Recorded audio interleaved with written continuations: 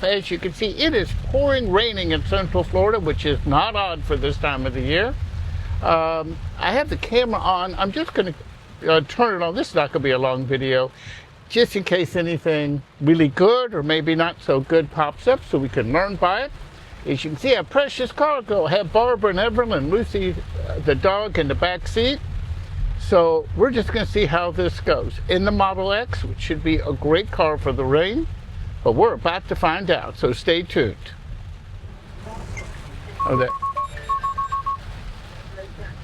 Well, I was looking around and I got a warning on here, and I guess it's because of the weather, but that's a good thing that FSD is telling me don't be looking around at the screen and all that when it's raining this hard. So that's a really good thing. Thank you, FSD. But we're in standard. I'm going to take it down to chill mode, even though in this type of weather you're going to have limitations. It does say FSD Supervised may be degraded. Wow. And that's why it came up with the warning. There's cameras up here, and it sees me, and it sees me looking away. If the weather's clear and there's not a lot of cars around you, you can look away for longer. But when the weather's like this, and the FSD might have a problem seeing through that, it wants you to pay more attention. I still don't have to have my hands on the wheel, but it wants me to be looking forward and be ready to take over. Full self-driving, it's not fully autonomous yet, but that's why they say supervised. And that's a really good thing. In that case, the warning was good. I take responsibility because I was looking away, and in this type of weather, that's not a good thing. It says camera visibility limited, clean all dirt, and that's the front camera. Oh, that's something new. I haven't seen that before. So that must have come up with the last upgrade, that it tells you which camera is degraded.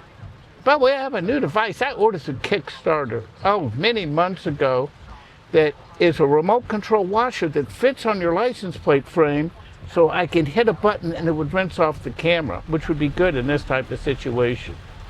But you can go on the front or rear, so I ordered 2 of them. Now, what's interesting, if I was in park right now, I could rinse off the camera, but here, that's the front camera. It's showing that. I'm looking at the front camera right now, and it looks pretty good.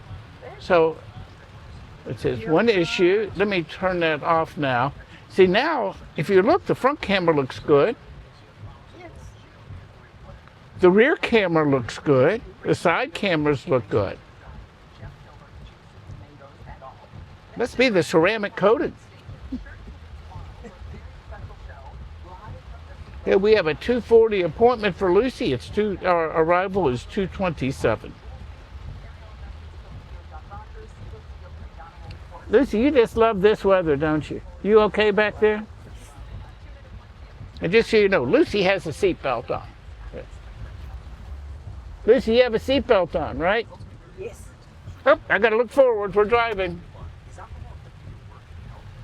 Why do I have 2 Teslas? Why do I have a Model S and Model X? And I'm going to tell you why. Weather like this.